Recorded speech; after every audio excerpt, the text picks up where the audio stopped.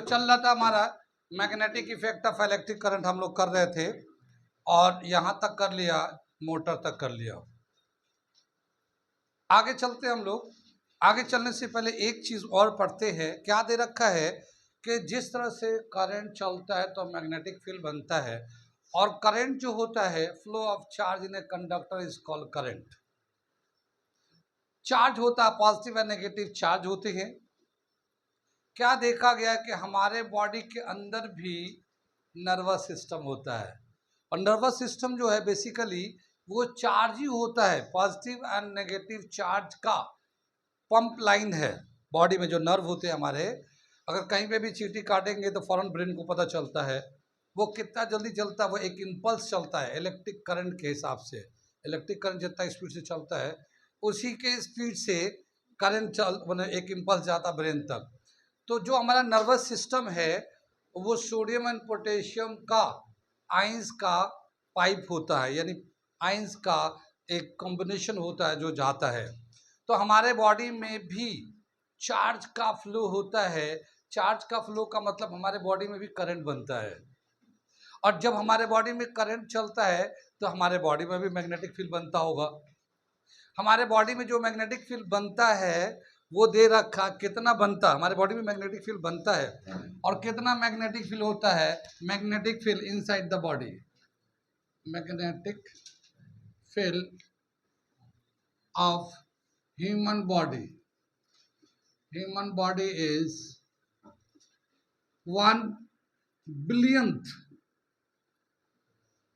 billionth of earth magnetic field. Earth का जितना magnetic field होता है उसका 1 बिलियंथ, ये बिलियंथ है, TH लगा हुआ है। जैसे एक होता 10, एक होता 10th, एक होता 100, एक होता 100th। 100 एंड 100 में क्या डिफरेंस है?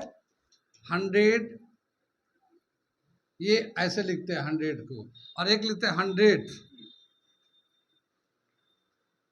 ये 1/100 को बोलते हैं, ठीक है ना। तो ऐसे ही 1 बिलियंथ अर्थ का जितना मैग्नेटिक फील्ड है उसका 1 बिलियन टाइम लेंगे, वो जितना मैग्नेटिक फील्ड होगा उतना हमारे बॉडी के अंदर आइंस के मूवमेंट की वजह से मैग्नेटिक फील्ड होता है, ठीक है। पूरे बॉडी में मैग्नेटिक फील्ड होता है, लेकिन दो पार्ट ऐसे हैं जहां पे मैग्नेटिक फील्ड ज़्यादा होता है, वो है ब्रेन एंड हार्ट, ठीक है। ब्रेन एंड हार्ट जो है, ये दो पार्ट ऐसे हैं जहां पे मैग्नेटिक फील्ड बहुत ज़्यादा होता है। मैग्नेटिक फील्ड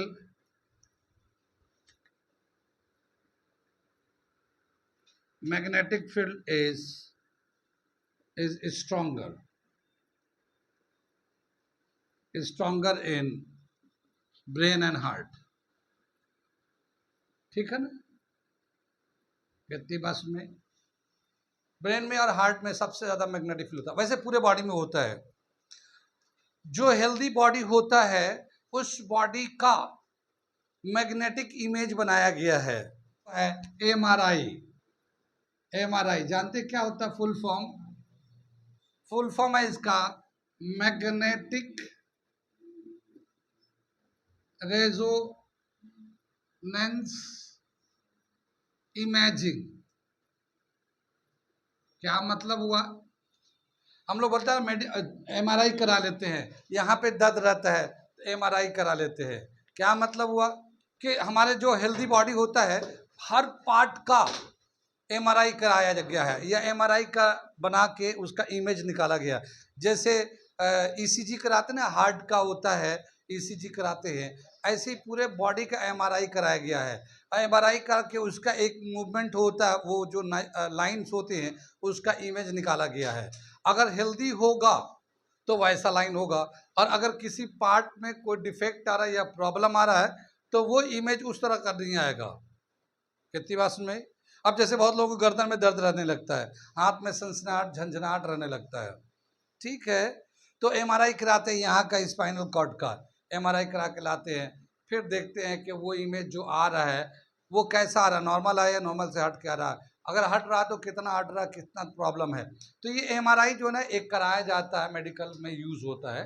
लेकिन इसमें कौन सा फिनोमेना यूज हो रहा है, जो हमारे बॉडी के आइंस का मूवमेंट है, जो करंट बनाता है, उस करंट की वजह से जो मैग्नेटिक फील्ड बनता है, मैग्नेटिक रेजेस बनते हैं, उसी का यूज करके ये हमारा डायग्नोसिस कराया जाता है। ठीक है, एमआरआई कराया जाता है। कितनी बात सुनी। तो ये यूज है magnetic effect of electric current का, जो हमारे बॉडी के अंदर है इफेक्ट करंट का। ठीक है, एक तो ये दे रखा है। अभी एक और टर्म था इलेक्ट्रोमैग्नेट, ये समझ में आ गया। यहाँ पे ये खत्म हो जाता है। आगे दे रखा हमारा इलेक्ट्रोमैग्नेट, क्या मतलब हुआ होता है मैग्नेट। इलेक्ट्रोमैग्नेट में क्या है, जैसे ही हमने अभी बताया था, एक सॉफ्ट आयरन होता है, ठीक है, इसके ऊपर करंट का कॉइल ऐसे देते हैं, इससे करंट पास कराते हैं, ठीक है ना, करंट पास कराते हैं। तो ये जो आयरन था वो मैग्नेटाइज्ड हो गया और अब वो मैग्नेट की तरह बिहेव करेगा। तो वो जो आयरन है वो मैग्नेट की तरह बिहेव करेगा और उसी को हम लोग इलेक्ट्रोमैग्नेट कहते हैं। कितनी बात सुने, यानी किसी बॉडी को मैग्नेटिक कैरेक्टर उसके अंदर इंड्यूस कर देते हैं, तो वो जो मैग्नेट बन के आता है उसको हम लोग कहते हैं इलेक्ट्रोमैग्नेट। पहले वो मैग्नेट नहीं था, लेकिन अब वो मैग्नेट कैरेक्टर उसके अंदर आ गया किसी भी तरह से, तो उसको जो बन के आएगा मैग्नेट, उसको आर्टिफिशियल मैग्नेट भी कहते हैं या फिर इलेक्ट्रोमैग्नेट भी कहते हैं। कितनी बात सुन रही। तो ये दो छोटी छोटी बातें जो थी वो पीछे रह गया था। आगे चलते हैं, अब हम लोग अगला टॉपिक करते हैं। क्या दे रखा ये हमारा अगला टॉपिक, इलेक्ट्रोमैग्नेटिक इंडक्शन। इसका फुल फॉर्म EMI है, electromagnetic induction, EMI।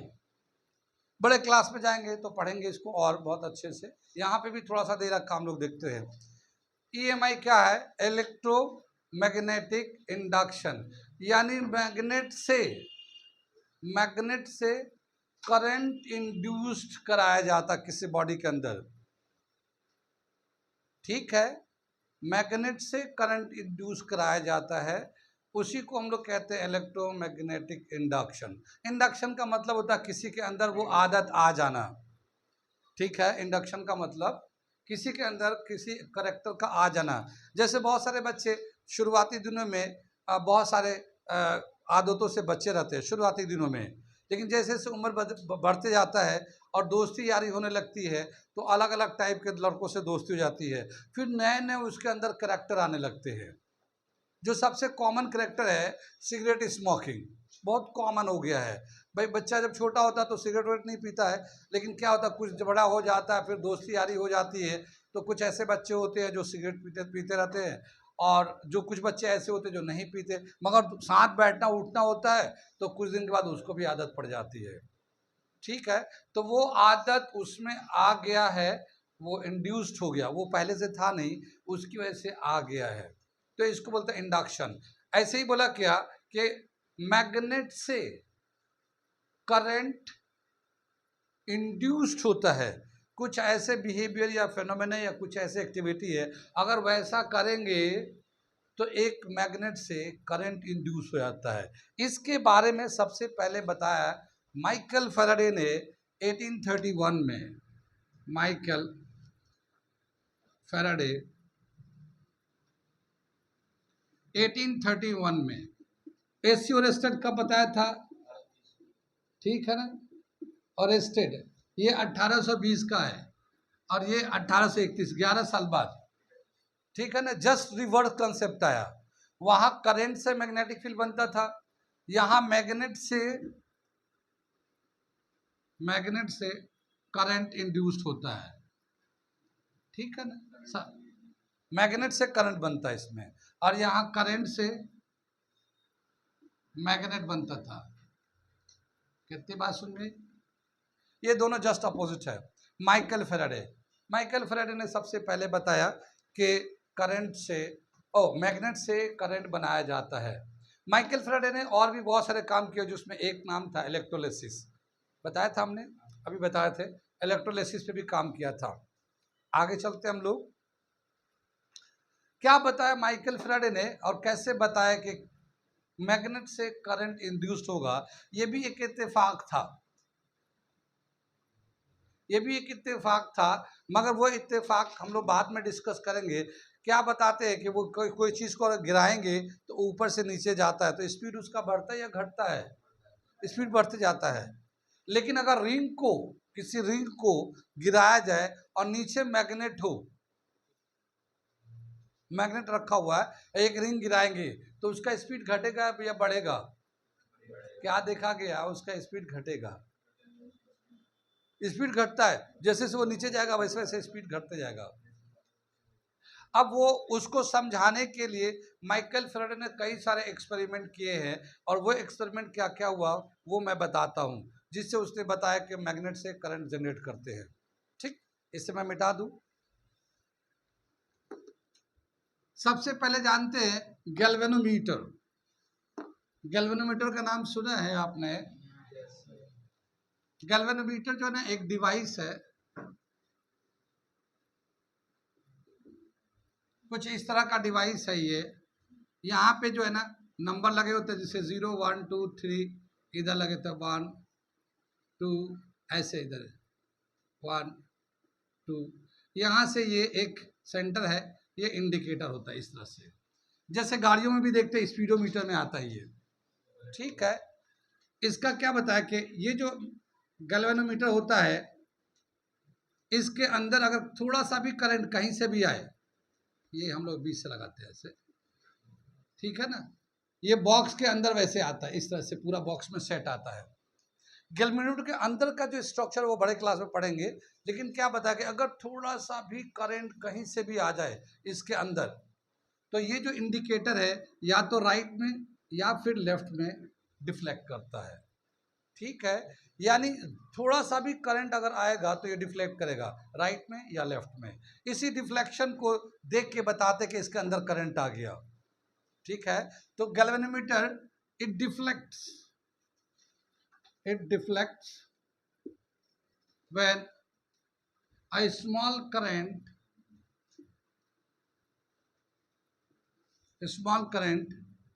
passes through it.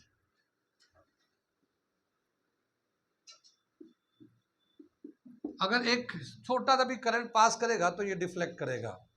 ठीक है, कितनी बात सुने, गैल्वेनोमीटर है। एक एक्सपेरिमेंट है जो माइकल फैराडे ने करके दिखाया था, इस बात को बताने के लिए कि जब मैग्नेट से करंट बनता है तो कौन कौन सा एक्सपेरिमेंट है। एनसीईआरटी में वैसे 2 एक्सपेरिमेंट को डिस्कस किया है, तो मैं दोनों एक्सपेरिमेंट को बताता हूँ कौन कौन सा एक्सपेरिमेंट डिस्कस किया है। समझ में आता है? गैल्वेनोमीटर एक डिवाइस है, अगर इसमें थोड़ा सा भी करंट कहीं से भी आएगा तो डिफ्लेक्ट करेगा और ये बताएगा कि इसमें करंट आ रहा है। मिटा दे इसे।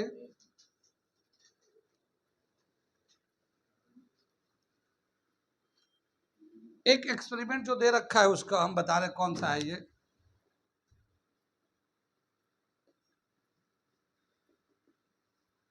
पहला एक्सपेरिमेंट दे रखा है, ये हमारा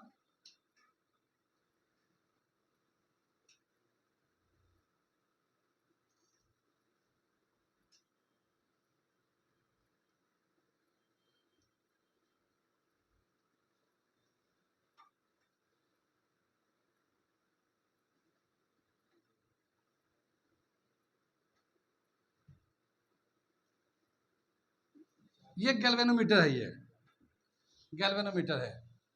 ये एक सर्किट है, जैसे इस तरह से कॉइल बन के रखा हुआ है। कितनी बात सुनी?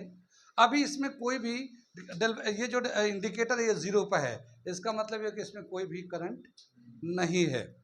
एक बार मैग्नेट, ये एक बार मैग्नेट, जानते तो है बार मैग्नेट को, इसमें एक नॉर्थ पोल होता है एक साउथ पोल होता है। कितनी बात सुन में?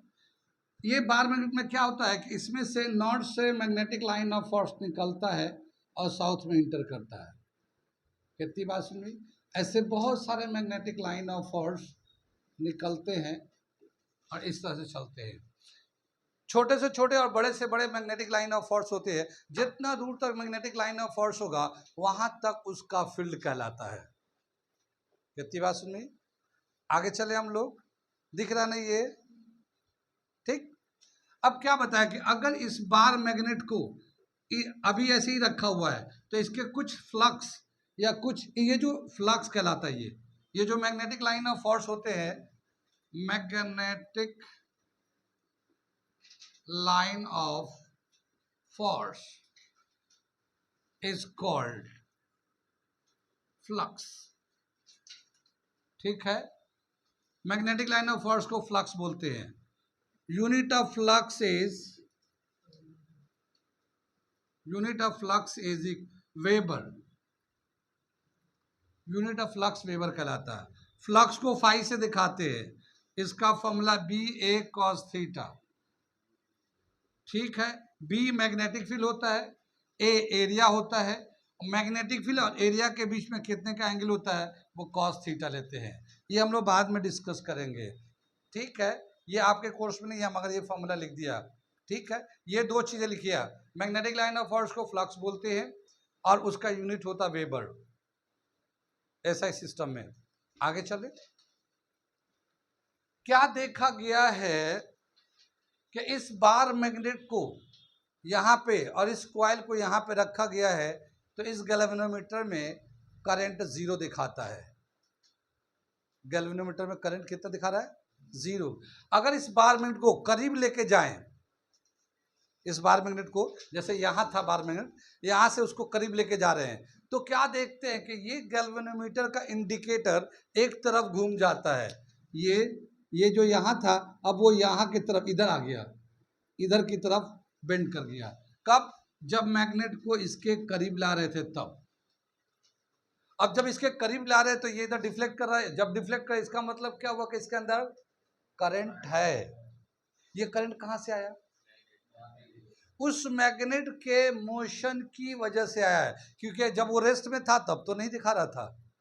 पहले बताया ना कि पहले रेस्ट में था ये, तब तो इसका जीरो था, लेकिन जब उसके करीब ला रहे हैं तो देख रहे इधर डिफ्लेक्ट कर रहा है। इसका मतलब इसके अंदर करंट आया। किसकी वजह से है? इस मैग्नेट के करीब लाने की वजह से आ रहा है। मान लो बिल्कुल करीब लेके आ गए, यहां तक जितना इसको डिफ्लेक्ट करना था डिफ्लेक्ट कर लिया, मगर आके फिर यहां पे रुक गए। फिर जब रुक गए तो क्या देखते हैं, दोबारा ये जीरो पे चला गया, दोबारा जीरो पे चला गया। इसका मतलब क्या हुआ? करंट फिर से जीरो हो गया। अब बार मैग्नेट तो बिल्कुल करीब में रखा हुआ है, बहुत सारे फ्लक्स है जो टच कर रहे हैं, मगर फिर भी करंट जीरो दिखा रहा है। अब क्या हुआ, इसके बाद इस बार मैग्नेट को फिर पीछे लेके चलते हैं, इस बार मैग्नेट को वापस ले जाते हैं पीछे की तरफ। जब पीछे ले जाते हैं फिर से डिफ्लेक्शन शुरू हो जाता है, और क्या देखते हैं, अब डिफ्लेक्शन का डायरेक्शन इधर की तरफ आ गया, उल्टे डायरेक्शन में आ गया। अब डिफ्लेक्शन इधर की तरफ आया, डिफ्लेक्शन शो कर रहा है, इसका मतलब इसके अंदर फिर से करंट आ गया। कितनी बात सुनी? फिर कुछ दूर पे जाके रुक गए, जब रुक गए फिर देखा इसका डिफ्लेक्शन आके दोबारा से ये जीरो पे आ गया इंडिकेटर। जब जीरो पे आ गया इसका मतलब क्या हुआ?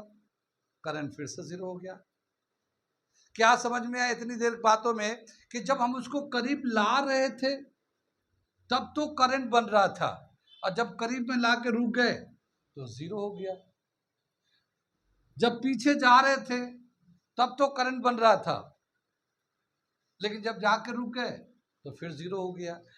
तो क्या मतलब कि जो आ रहे जा रहे तभी तो करंट बन रहा है, और जैसे रुक जा रहे तो करंट जीरो हो जा रहा है। कितनी बात सुने? ये तो एक्सपेरिमेंट समझ में आ रहा ना?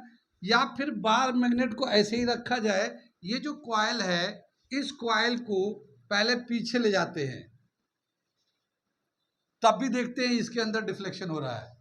जब पीछे ले जा रहे हैं तो तब भी डिफ्लेक्शन होता है, इसका मतलब इसके अंदर करंट हो गया।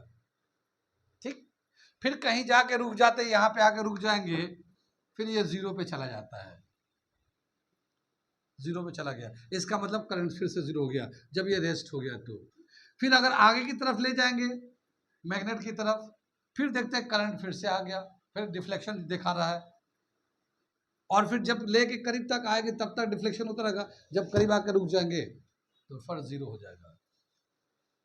यानी क्या समझ में आया कि या तो कॉइल को या मैग्नेट को या दोनों को जब तक मोशन में रखेंगे तब तक तो इसके अंदर इंड्यूस्ड करंट होता रहेगा, और जब दोनों में से दोनों रुक जाएंगे तो वो इंड्यूस्ड करंट जीरो हो जाता है।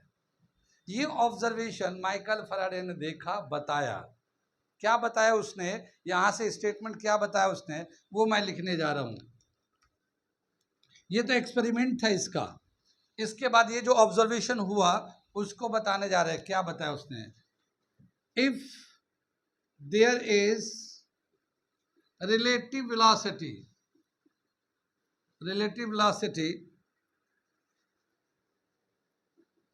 there is induced EMF. Induced EMF electromotive force,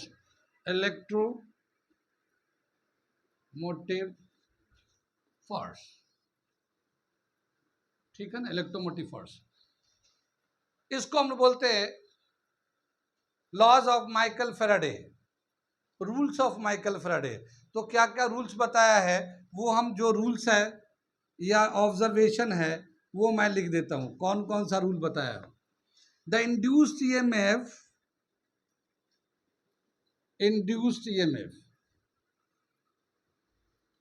exist, ठीक है, till there is relative velocity. क्या मतलब समझ में आया कि जो इंड्यूस्ड ईएमएफ है उस वक्त तक रहेगा जब तक के रिलेटिव वेलोसिटी है, चाहे वो मूव करे, चाहे ये मूव करे, चाहे दोनों मूव करे, दोनों करीब आए, दोनों दूर जाए, लेकिन मोशन में होना चाहिए। जब तक मोशन में रहेंगे तब तक इसका इंड्यूस्ड ईएमएफ होता रहेगा। जैसे इसका रिलेटिव मोशन खत्म होगा, इंड्यूस्ड ईएमएफ भी खत्म हो जाएगा। कितनी बात नहीं। इंड्यूस्ड ईएमएफ इज, दूसरा पॉइंट दे रखा, ये तो पहला पॉइंट था, दूसरा पॉइंट दे रखा, induced the magnitude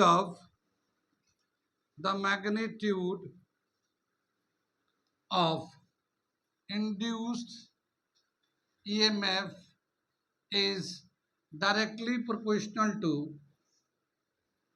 their relative motion। क्या मतलब हुआ इसका, यानी अगर स्लो मूव करेंगे, क्या आगे चले हम लोग, कितनी बात समझ में आई, यहां तक समझ में आ गया। तो ये जो था एक एक्सपेरिमेंट था, इससे इन्होंने बताया कि किस तरह से ये रिलेटिव चेंज होने की वजह से, रिलेटिव मोशन होने की वजह से इंड्यूस्ड ईएमएफ हो रहा है। ठीक, आगे चलते हैं।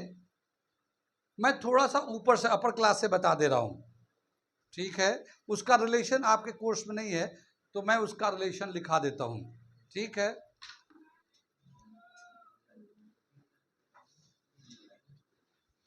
इसमें एक रिलेशन दे रखा है, मैं बता देता हूं क्या है, कि मान लो एक, ये मिटा देते हैं, रिलेशन में थोड़ा बड़े क्लास से लिखा देता हूं। जैसे ये मैग्नेटिक है, ये मैग्नेट है, ये कॉइल है, ये कॉइल है, ये एक बार मैग्नेट है, यहाँ पे बार मैग्नेट है, ये नॉर्थ है, ये साउथ है, ये इधर मूव करा रहे हैं। तो जब ये यहाँ था तो उस वक्त जो इसको फ्लक्स टच कर रहा था वो फाई वन लेते हैं, इनिशियल फ्लक्स फाई वन ले लिया। फ्लक्स को फाई से दिखाता, अभी हमने बताया था ना। अब थोड़े से अगर मूव करके इसको करीब लाते हैं, यहाँ पे लेके आ गए, ठीक है ना, यहाँ चले आए, यहाँ तक, ये यहाँ आ गया, तो जाहिर अब फ्लक्स ज्यादा टच करेगा इसको। तो अब फाइनल फ्लक्स हो गया, फाइनल फ्लक्स ये आ रहा है इसमें फाई टू, ठीक है। यहां से यहां तक आने में टाइम लगा होगा, कुछ टी टाइम लग गया, तो टाइम टेकन ले लिया, टी लग गया। Induced EMF is equal to is directly proportional to change in flux phi 2 minus phi 1 upon t। ये ऐसे दे रखा, induced EMF is directly proportional to rate of change of flux. ये तो चेंज इन फ्लक्स है और time से जब डिवाइड कर देंगे तो rate of change of flux. क्या मतलब है इसका? Induced EMF is directly proportional to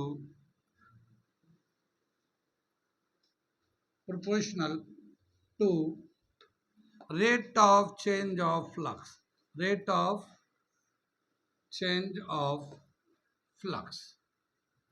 कितनी बात सुनी? ये दे रखा रिलेशन, मैं रिलेशन दिखा दे रहा हूं ताकि समझने में आसानी रहे। इसको अगर प्रोपोर्शनली को हटाएंगे तो क्या लिखेंगे? Minus K D phi upon D T. ये जो चेंज इन फ्लक्स है, ये डी फाई जो है, D phi phi two minus phi one है ये, ठीक है ना। फाई टू में से फाई वन माइनस करेंगे तो डी फाई लिख दिया यहाँ पे, और ये जो है ना माइनस में लगा दिया। कितनी बात सुन में? ये जो माइनस है इसके बारे में आपके कोर्स में नहीं है, लेकिन मैं बता दे रहा हूं। इसको कहते हैं लेंज रूल।